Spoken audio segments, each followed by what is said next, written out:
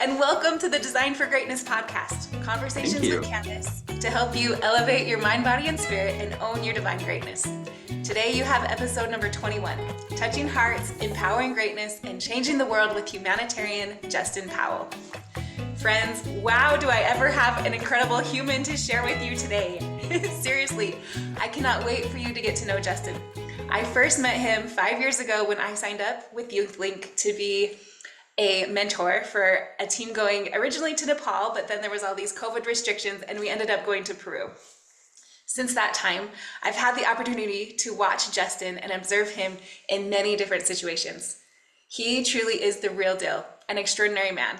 I'm going to read you his bio so you have an idea of his extensive humanitarian work, and then we're just going to dive in. So Justin has been involved with YouthLinc, which is a nonprofit humanitarian organization in Salt Lake City, Utah, since 2008 when he joined the Thailand team as a mentor. Since then, he's been on a total of 19 YouthLinc trips, 19, including leading teams to Cambodia, Vietnam, Thailand, Rwanda, Peru, Kenya, Fiji, Cuba, and Madagascar. He's lived abroad for several years, including in Australia, South Korea, Egypt, and Vietnam. Justin was selected by the board of directors to become the executive director of YouthLinc in 2016. And before becoming the executive director, he was the real life director and international service director at YouthLinc, and also a high school teacher for language arts, social studies, economics, and business management. So in 2023, Justin was named the Citizen Diplomat of the Year by the US State Department. This is a big deal. This was due to his personal and professional dedication to building a more peaceful, prosperous world through international exchange and by engaging himself and others in citizen-related work in foreign policy. Justin's a member of the Rotary Club in Mill Creek. He's been a president, a foundation chair, a service chair, a Rotary chair. He has an international business degree from Westminster College, an English degree from the U of U, and a master's of teaching degree from Westminster College. Justin has become a role model and a friend for me. Working with him closely while leading YouthLinc teams myself to Fiji, Kenya, and Nepal has given me a great insight into Justin's character. Justin, welcome to the Design for Greatness podcast. I am so glad to have you here. Yeah, thank you for having me on your podcast. Yeah. So let's just dive right in. Let's tell us your story. How did you even find this humanitarian path? Like, what led you to this calling to help serve people all around the globe? Yeah, well, from a really young age, I was always interested in doing service. It was just something that I think appealed to me and my natural personality. So I remember doing service from a pretty young age and just kind of enjoying it and doing that. I was part of Key Club in high school and just like to do service. I would do random acts of kindness in the neighborhood. Like me and my friends would bake cookies and like leave them secretly on people's door and then hide in the bushes. Just weird, funny. I mean, these are the things kids do, right? I love Or it. used to. And then and so I always loved that. And then when I was graduating high school, I was really interested in traveling abroad, and no one in my family had ever done that before. I was the first one to ever have a passport. And so I just started doing it and loved that aspect. So those just became two big parts of my personality and what really drove me, and I loved it. And fast forward over time, when I got married to my wife Brittany, she had been a part of YouthLinc since it was founded in 1999 when she was a junior in high school. Oh, wow. And when we got married, I had known her since high school. So I knew she was doing this thing called YouthLinc, but I had never really joined into it. It was started right as I was graduating high school. So it was just a tiny little thing back then. But by the time we got married in 2008, it was bigger. There were like 4 teams going per year. So it was getting there. And I joined and I always joke, half joking, half serious, that when we got married, that was part of the agreement when we were taking our vows, that I had to do YouthLinc. So I started as a mentor with YouthLinc and went to Thailand for that first time and just married those two ideas together, of doing service and doing things in other countries. And that kind of caught me big time. And I started getting more and more involved in YouthLinc. I was then a mentor for some years. I became a team leader, just like you. and just couldn't get enough. And here I am, Love it. I love it. 16 years later. So when you started, they only had 4 teams going out a year. How many teams are going out a year with YouthLinc now? Now, when you add our traditional service year humanitarian groups together with our community-based study abroad groups with Utah State, it's around 20 per Wow. year. Wow. Yeah, and it fluctuates here and there a little bit, but about 20. That is incredible. That's Yeah, and we incredible. used to just have 4 locations, and now we have about a dozen. So it's grown in how many places we're touching each year as well. Right. It's incredible. So what what do you feel like is your why? I mean, you are dedicating your life to this humanitarian work. Before we started, you're like, yeah, it's pretty much my identity, YouthLink. So Yes. what's your why? So good question. As someone who tries to be pretty self-aware and kind of understand how I tick and what really drives me, I think one of my natural personality traits is I always assume people are great and I assume best intention in people. And I think that's lended me to be able to, as I've done service, kind of see people for who they are and also acknowledge that they're in a circumstance that's not working for them for some reason. But I've been able to reserve, I mean, I'm not perfect at it, but to reserve some level of judgment of why they're in that position. I've never assumed they were in that position because they made a bad choice or because they're somehow deficient. I've always just looked at it as circumstantial and that they're just the same as me, but they're just in a different life situation. And I think by doing service, that reinforced that idea of, oh, I can like connect with this person. Maybe we can improve their day or their situation. But I always felt so connected to them as well in terms of developing relationships and connections. And I know as you do that, it's almost invisibly reinforced because it's just enriching your life. And of course, you're going to seek after the things in your life that bring like a better feeling to your life and a richness to it. So I Right. suppose my why would be because I love connecting with people and I love to understand where they're coming from. And that it also enriches my life and helps me reframe my own my own belief system and my own sense of purpose.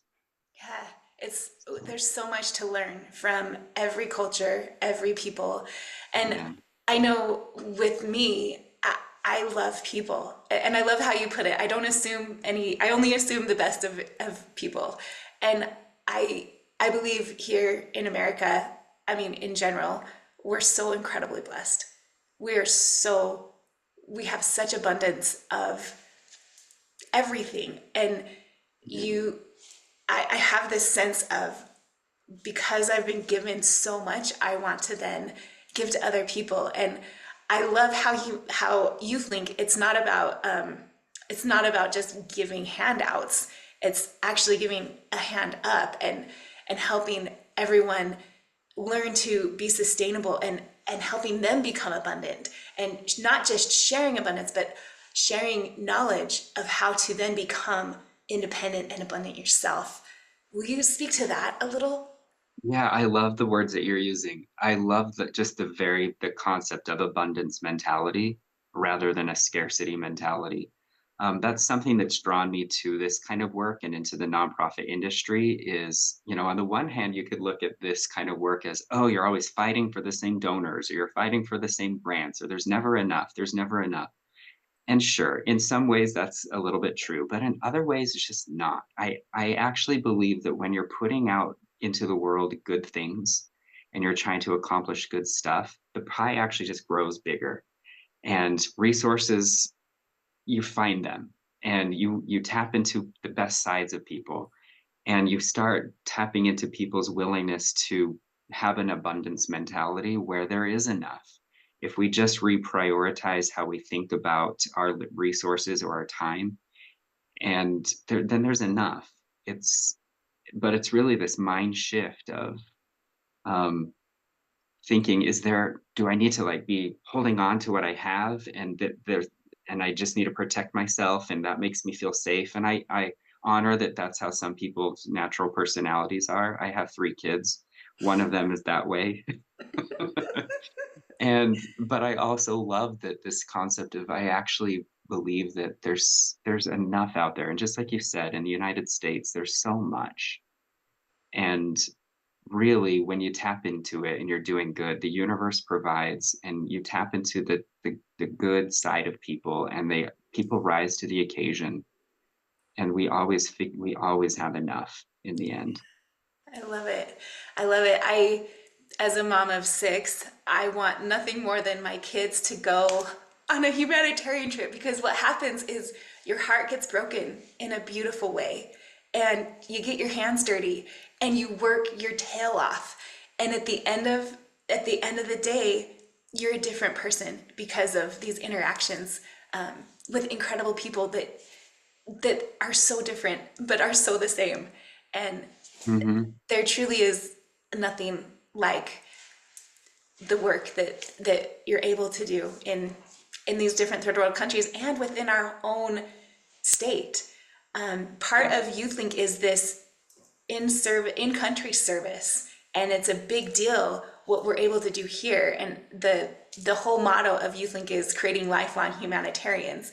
And it's not just about these incredible trips, which are amazing across the globe, but it's also about the service that we can perform right here. Can you speak Yes. to that a little bit? Yeah, you're exactly right. So YouthLink's mission is to create lifetime humanitarians. And what is such a great distinction of how that mission works within the work that we do abroad and locally is, our main focus at YouthLink isn't to solve issues of poverty in Kenya or in Cambodia or wherever it is that we're going. Those are really worthy causes and missions, but they're not actually YouthLink's mission. Our mission is really about empowering, of course, the youth is our first and foremost stop, is like empowering youth to know how they can start developing the habits and the skills necessary to get involved in their own community, to create change and build the community they want to live in. I mean, I live in Murray, in just outside of Salt Lake. I can go get involved in Murray and make Murray a better place. Like, what a novel concept. But sometimes people don't quite realize that they're invited to go and do that if they but choose to use their time to do that. And that's what YouthLink's trying to do with youth, is help them realize that they really can get involved locally.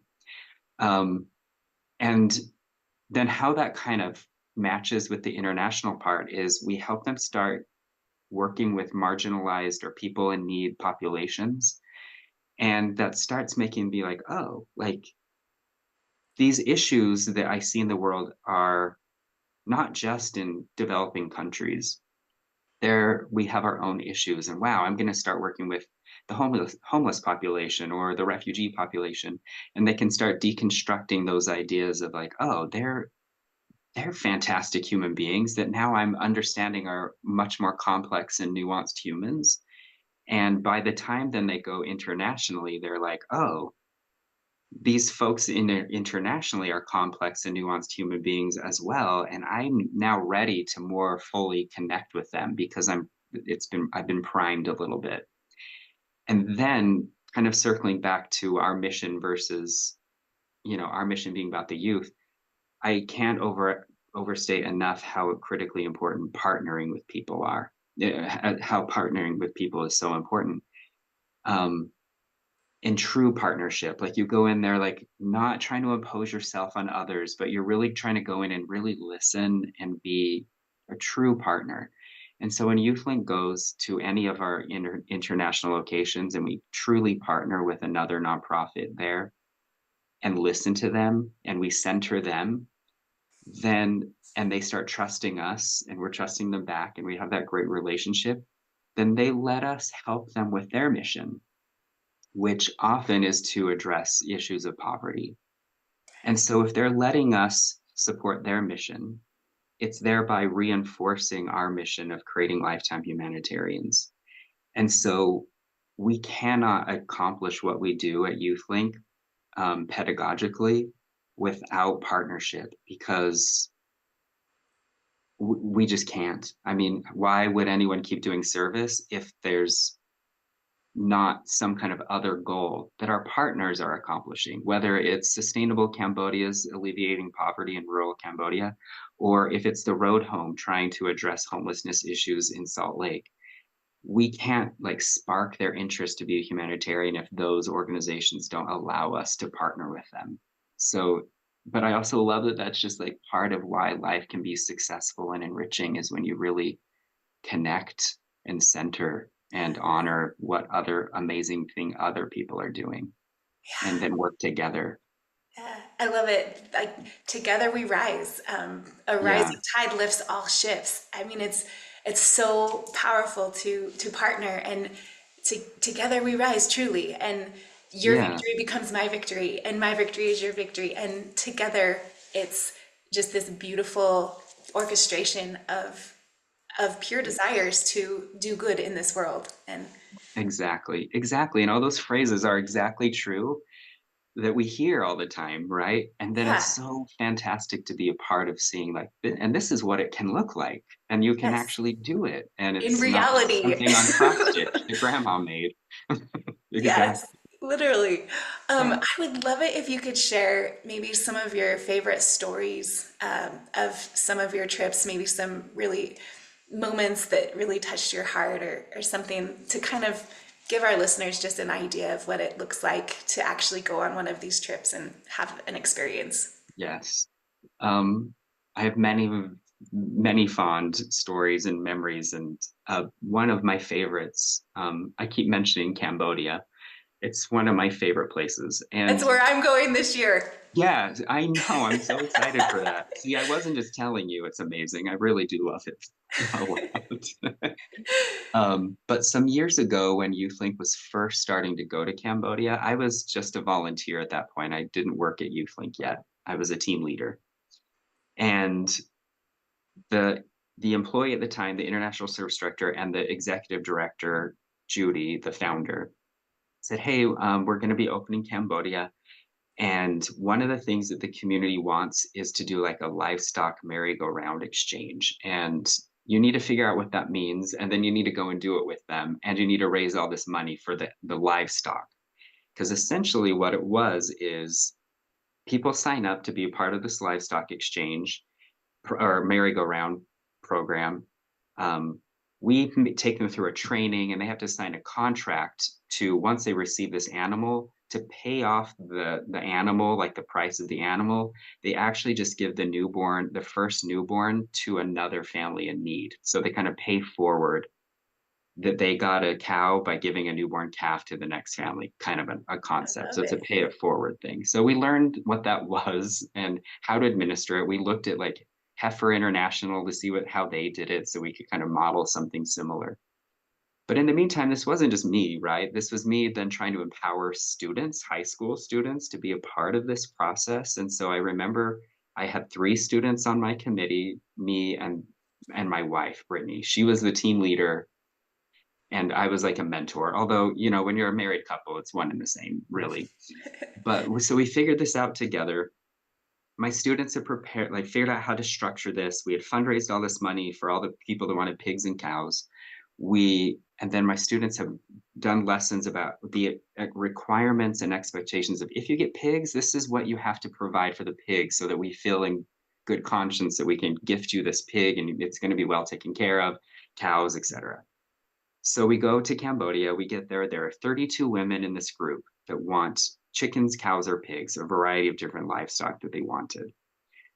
We kick it off. We tell them about the structure of the program. Our translators are translating this. Great, it's going well. Okay, we stop for the day. We come back the next day. Things are going well. We're like, this is fantastic. It finally gets to the day where this boy, this high school student from Bountiful named Albert, was giving his lesson on the requirements of pig care in order to qualify for pigs. And he was using the translator and giving us things. And he got to this point where he said to the group of women, okay, if you're going to get a pig, you have to have a pen for the pig. so that they can't get out and they're safe. You also have to have a mosquito net to put over the pig pen in the evenings to protect the pigs from mosquito-borne illness because they are also susceptible. So the translator translates this, and in the very back of this area, um, these ladies start laughing. They're like giggling and cracking up. And they just start losing it completely. Like they are slap happy or something, and they're crying with tears of laughter. Like their scarves are coming unwound off their head. They're just getting disheveled. They have just lost it completely. And we're just kind of sitting there like, we have no idea what's going on. Other people and the other women in the group are like chuckling along too. And they finally get their composure. We ask the translator, like, what's so funny? Like, what funny thing was said, or what weird joke did somebody crack, or whatever made people lose their minds. The translator asks, because he couldn't quite tell either. He asked, what's so funny? The ladies, like, through their tears of laughter, like, telling him, and he turns to us and he said, oh, they're laughing because you said you had to put a mosquito net over their pigs, but they don't even have mosquito nets to put over their kids. Oh, So wow. we're like, oh, this actually isn't that funny. I mean, they're laughing about it, but it wasn't funny. Yeah. So what do you do when you're like a 17-year-old junior in high school that's just had their whole thing derailed by this like, oh, moment? What do you do as their mentor when you're like trying to like navigate this? And then what do you do when you're looking at this bigger issue that you've just uncovered in a community?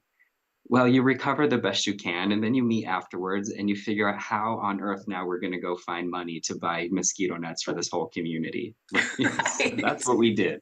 So we're like contacting people at home, like, oh my gosh, everyone, this is what we need. And people delivered. Like I said before, the universe provides, and we Yeah. were able to wire over some money and buy mosquito nets for everyone. So now everyone had mosquito nets, not just the pigs. Not just the pigs. But I Oh, love that it was such a formative experience for me, just in terms of you never know what you're going to uncover as you connect and you have these trust relationships with communities that they didn't mention before or they didn't dare to tell you before. But when it comes out, then what do you do to respond to that? And you can rise to the occasion or you can disappear. And like, yeah. ugh, okay, that's awkward. Bye. Or Yeah. you can mourn with them, you can darkly laugh with them, or whatever it is that their coping strategies are. But yeah, Yeah. that was a really powerful I love that. learning I love experience. that experience. I've had similar experiences in almost every single trip that I've taken. Mhm. I mean, in Kenya, we found that all of these kids needed new uniforms for their school. Like almost every single child. We had no idea. One of like their back pocket had pulled down and the poor boy's butt cheek was showing like all the time, the poor kid. And Mhm. and we ended up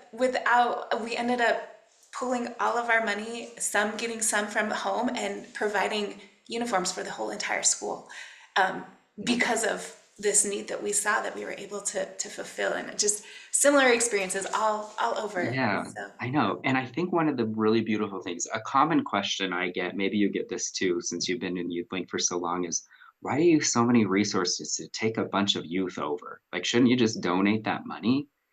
It's like, well, yes and no. Like, wouldn't it be lovely if people would just donate tons of money blindly to other places and hope that they were using it correctly?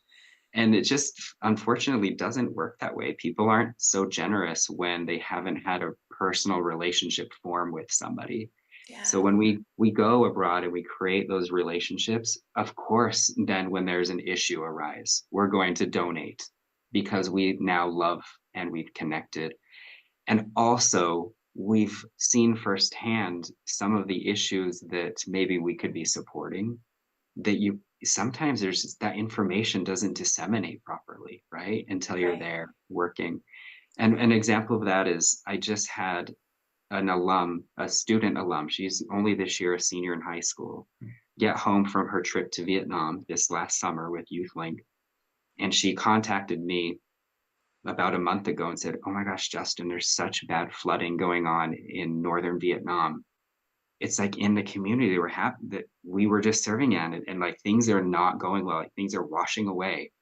I mean, we're having these same issues right now in North Carolina, Mhm. a similar situation. She's like, what can we do? Can I do a fundraiser? And I said, of course you can. And so she's like, great. She then just contacted all the alums that had ever gone to Vietnam and fundraised so much money in a really short amount of time. And she just did it. A 17-year-old girl just said, Wow. now that I know these people and I know how acutely they're affected, like I'm going to do something about it. So she was motivated to do something about it. And then the people that had been there, because they knew these people, of course, we're going to donate. And bim, bam, boom, there you have it. Yeah. And that kind of thing happens within the YouthLinc world all the time. Well, It's I, very common. I'm such a big proponent of like owning your divine greatness, like owning that you have gifts and talents and strengths that you can use to serve others, and then using that greatness to go and serve the world in powerful ways. And a lot of times we don't know that we have this greatness within us that can help. And what this does is it allows everyone, I mean, high school to, you know, old mentors, it Yeah, allows even all of us to us see, older people. yeah, it allows all of us to see that we do actually have talents and gifts and strengths and abilities and resources that can incredibly bless another soul. And it Yes. seems as if what I have been taught over the past 5 years is that my minuscule sacrifice becomes amplified and magnified as I put it out there in the world. And it is this beautiful miracle that I've seen happen again and Yeah. again. And owning that greatness and doing those great things, I feel like that is why we're here. Um, Yeah. yeah. Have you had So any true. any huge turning points? Like have you had any points in your life when you've been like, this is what I need to be doing. I need to shift. This is where I need to go. Have you had any of those big turning points that have led you to where you're at now? Hmm. Well, like I said, I was always warm to this kind of idea, but maybe something unique to my story would be, um, I was, I'm from Utah, I'm LDS, and we know within that culture, there's like a really strong um, expectation, like there's gender related expectations within our religious culture of women kind of have their thing if they need to raise kids and that kind of thing. I know I'm using a paintbrush here, just kind of like the binary. And the men are expected to provide and like be really, really successful to provide. And for me, I always felt that pressure in such a really acute way. And for a good number of years in my like late teens and early 20s, I felt that pressure big time. Like, oh, I need to go get a business degree. I need to go make sure I have a job that I can make six figures and all of these things and make sure that I can do like fit that what I was interpreting as the definition of a correct life. And sure, that could be a correct life for somebody, but what I came to realize is that was not doing anything for my spiritual growth. It wasn't doing anything for my who I feel I really am. And thank goodness, my wife is very much programmed with in a very complementary way. And I loved teaching and I loved youth development and I love those things, but they're not things that you can actually make a living at, right? Not very well. Teachers are paid so low, nonprofits are paid so low. Um, Not the worst, but not the best. It's tricky. We're in that realm. But Right. she was always like, look, like, why don't we just change the rubric and not say that the rubric has to be you're making X or you have this house or you're living this special suburban lifestyle? But how about we recenter um, how we how we interpret our successful life with a different rubric? And maybe our rubric is more, what kind of impact are we having in our community? How are we actually um, helping other people grow and achieve their potential or help them tap into their passions? I mean, she's a teacher as well. She was a teacher, now she's a principal. But in the world of education, But for me, being in that partnership with my wife, that was a really huge thing that I don't know that any partnership or any relationship would have helped me feel like I could give permission to myself to say, I'm not going to pursue having to work in finance to make sure that I make all this money, because that's like the rubric of success that was kind of told and taught to me. It was, you can actually use a different rubric for how you decide what's a successful life for you. And so for me, I really think it's that relationship that really allowed me to feel like I could pursue stuff like this, and Yeah. her too. But then at the end of the day, we're doing just fine. Like, Right. we're financially stable. And of course, we're living a good life.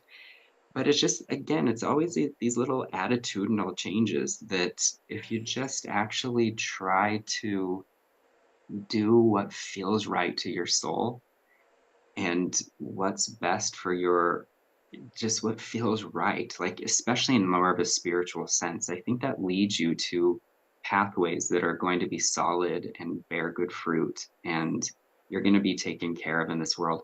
And it doesn't mean that our jobs don't come without a lot of painful, bureaucratic, administrative things. Everything does, but it's overall worth it, right? Like, you have to, it's a mixture of stuff, but I suppose giving myself permission to pursue a different type of life that not everybody chooses. Um, I mean, that was a big deal for me, Yeah, and to that's a kind of move huge, away from the original rubric of what success is. yeah, that's a huge turning point. I Yeah. can see that. It's a huge thing. And I love the redefinition of success as the impact that you have versus Yeah, and the it's not money to that you say that other make. people their paths are their paths, and maybe Right. that's their best path, right? Like, I love that we can have a 6 billion different paths, and that's great. Yeah. Well, and I think what you spoke to as like your intuition and listening to your spirit and tuning in spiritually, that is powerful and that is really important and it can be our guide. I talk about living with a mind firmly aligned, a body purposefully loved, and a spirit powerfully accessed. And it does take the human trifecta, your mind, body, and spirit. It does take all of that being in alignment to truly find your calling and to follow it with effectiveness and purpose. Mm, yeah. So this was all a mental shift, and it kind of leads into a mind firmly aligned. Our mind, it colors everything. The stories that we tell, the rubric we follow, like you were saying. How do you manage your brain when discouragement comes or imposter syndrome kicks in or I'm just this little guy from Murray comes in versus like, no, I actually changed the world. How do you manage your mind? Oh my gosh, that is such a big question and a good question. My first cliched answer would be, it takes practice. It really does. Like, these types of things that you're referring to take time, and they take some courage. Um, I think often we're our own worst enemy with our own attitudes and imposter syndrome, that kind of thing. But for me, what really and I'm not perfect at it. I believe we're all on a path of development, and I really believe in growth mindset and always doing better every time you try. But it really just came down to just trusting that instinct to do good. And then when you see the fruit of it, just over time, if you keep seeing that same fruit, that's what really helped me to be like, oh, like, this is the right choice and I can do this. And then there's this other shift that came to me over time too. Like, within the YouthLinc context, when I became the executive director over 8 years ago, I was like low 30s. Like, I was young. What did I really even know? Like, the board trusted me, and that's something. Like, that was a confidence boost. But at the same time, I was raised by a stay-at-home mom and a school teacher dad. Like, I did not come from privilege or money or anything like that. And then to have to go into this world of asking really rich people for money, I mean, who am I to even have the permission to ask you for that? But what was beautiful was I came to realize over time that it wasn't about me. It was about who we're serving and who we're really helping. And so I'm not asking for me. I'm asking for this other thing. And I know that's maybe it's a subtle thing again, but that's helped me with my imposter syndrome to be like, it's not about me. It's sure I can be charming and I can use some of my skills to try to get in the door, of course, but at the end of the day, doing good things, it's not about a person. It's about how you're uplifting others. And that's helped me with imposter syndrome because who am I? Like, I'm a person, I would try to be a good person, but it's not about me. Right. That's so It's, powerful. yeah. Such And I think, I know that might sound a little weird with imposter syndrome to say, well, it's not about you, when imposter syndrome often kind of feels like it is, but maybe that's the answer. No, but Maybe it's it's a not about great way you. to attack those thoughts that do nothing but want to make you keep yourself stuck in the cave. Like Yeah. actually get out of your own way. It's not about you, it's about those people that you're serving. It's about Yeah. those Yeah. hearts you're able to change, touch. Yeah. Right. Um, so our bodies are the vehicle which houses our mind and spirit, which allows us to do our work in this world. And I know from all of my trips, it's hard on your body to do this work, this Mhm. humanitarian work. I mean, the It is hard travel work. alone is hard, but then you're making concrete, you're building buildings, you're sanding and painting and constructing all sorts of things. You're hiking. I mean, in Nepal, it was up and down all over. So, what do you do to purposefully love your body? How do you live in that way so that you can continue this humanitarian work? Oh my goodness. Oh gosh, that's a good question.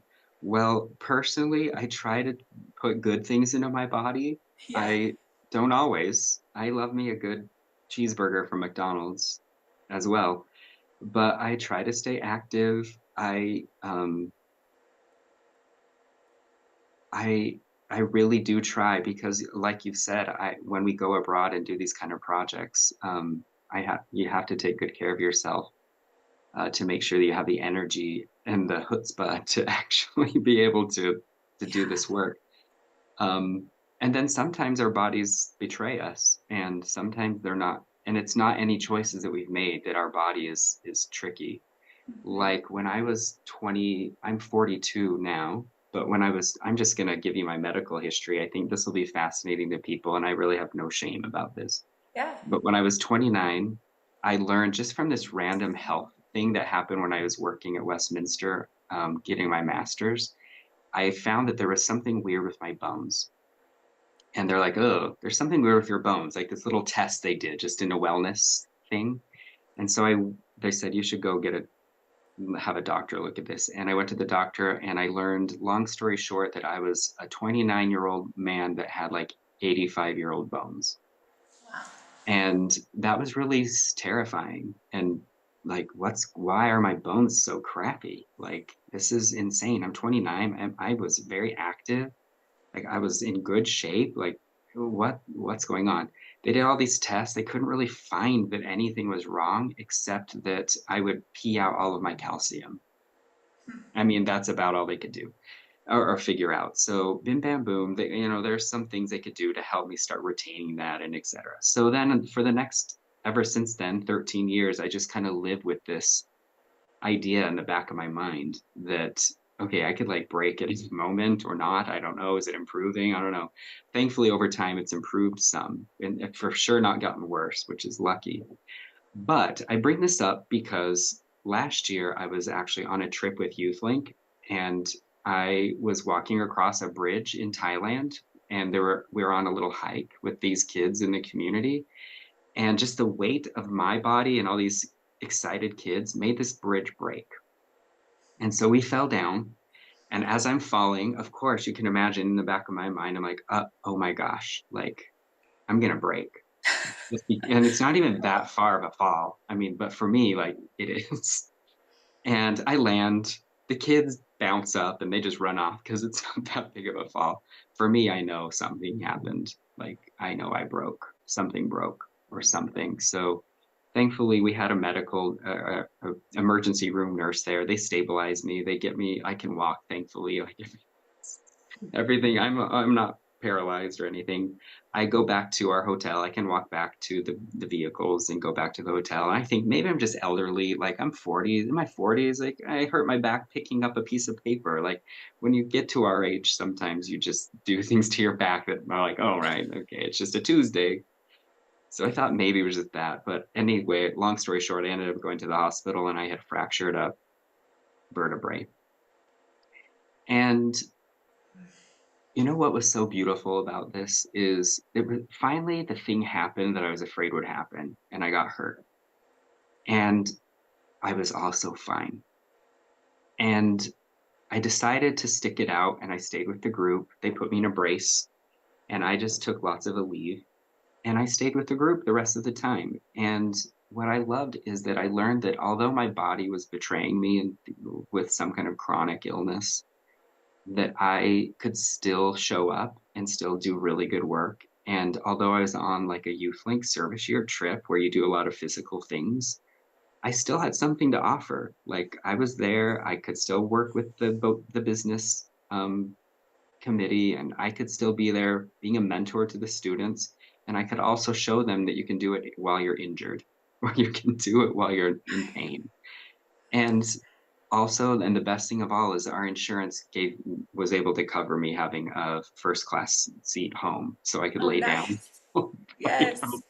So it was like it was, it was a hard thing, but it was also this really beautiful moment of like you can power through good things. And then the outpouring of love that I received from home was absolutely overwhelming. Like people reaching out to be like, just wanting to make sure I was okay, or like fly me home if I needed to. Like the love Oh, was so powerful.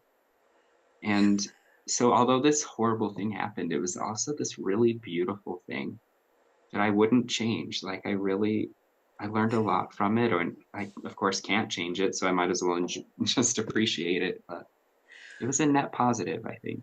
absolutely. And I think our bodies teach us so many lessons. We learn so many lessons through our bodies, and our bodies are the way that we communicate. We receive spiritual communication through our bodies. We communicate with the external world through our bodies. Like it is just so important, and I love that. Thank you for that example. Yeah. So, well, the last question that I have for you then is spiritually, like how do you tune in spiritually? How do you stay present? How do you check in with your heart? How do you reconcile what needs to be done with what's most important? Yeah. So something that I've loved doing service locally and internationally has really resonated with me since I was as a missionary. So I was a missionary a long time ago. But I was called to with the LDS Church to serve in Australia, but Vietnamese speaking. Oh, So wow. that's a very unique assignment to receive. And so I learned the best I could Vietnamese in the MTC, and then went there and then worked with the Vietnamese community within Melbourne, Australia, I should say. And I think in those moments when I really started learning, although I didn't put language to it yet, the difference between structures of religion versus tapping into the spirituality and honoring of people and where they're at in their life, and to work with like a population of people that came from like a Buddhist or atheist background, and then being a missionary for a Christian religion. For some people, you could see like there could be a frustrating disconnect there because you're expecting religiosity to equate to spirituality, and I don't actually think those things are necessarily the same. To me, they're very much not the same. Me, they're very different also. They're Yes. very different, yeah. But I think they're convoluted, especially when you're 19. You kind of look at religion and spirituality as the same concept. And as we grow older, kind of we're able to distinguish between the two. But I was in this very unique position of distinguishing between those two things of being different. And like always being confused that my mission president would be like, oh, if you're not baptizing, then these people are hard-hearted. And I'm just sitting there like, this is not computing with me at all. Like, these people are fantastically loving, spiritual giants of people. And just because they're not like believing the way I believe doesn't mean that they're not fantastically delicious human beings that are just incredible. And I always love this scripture, something along the lines of great are the sight of soul, or great are the souls of, what is Worth it? of souls. Yeah, the worth, that's the word. Great are the worth of souls in the eyes of God. Like, we're all the same. And I know that's cliche, but if you really believe it and you're actually living it on a day-to-day basis, you're going to see people. And something that service and especially YouthLinc has done for me is allowed me to continue to understand the worth of souls is so great. And it really, for me, doesn't have to do anything with what religion they're a part of. To me, that's completely irrelevant to their value and their worth. And as someone in a high demand religion that's very interested in people joining, I had to really like come to terms with that concept. And I don't mean that in any disrespectful way, but it's allowed me to really see people differently, that and make peace that they're fantastic Yeah, and I can learn from them, and maybe they would want to learn something from me. I don't know, but why not? absolutely. And service has allowed me to do that, and it's just been this beautiful journey of finding beautiful things wherever you go, from whoever you meet, and not work. And that's the spiritual part of it, and that's such a gorgeous place to be in your life, rather than always letting this like, oh, but we don't believe the same, so I'm going to put a block between us. I And know. that just it never served me well. And, Yeah, I but love that. really centering humans over anything is, Yeah. for my spiritual growth, been really, really good. And that also is my barometer of when I'm interacting with people is how about we put structures and labels and checks on if you are worthy of me respecting you to the side. That even helps within our political world in the United States. Like, I just can call that for what it is. And it's just like structures that are so dumb and Yeah, just not helpful. absolutely. And how about I really just look at the person Yes. and their qualities and not worry about all those extraneous um, definitions that we feel we have to put on people. Absolutely. So I just got back from Nepal this past year, and they are namaste. They say namaste upon greeting, upon leaving, multiple times through the conversation. And namaste means the light in me honors the light in you. And I love that practice. They were some of the most spiritual people I've ever met, and they don't practice at all how I practice religion, but Right. their spirituality is incredible, and the worth of souls is great in the sight of God, and Yeah. I mean, it is absolutely beautiful and something And I that's my always, number one favorite phrase from scripture is that one. It really is. it's Yeah. wonderful.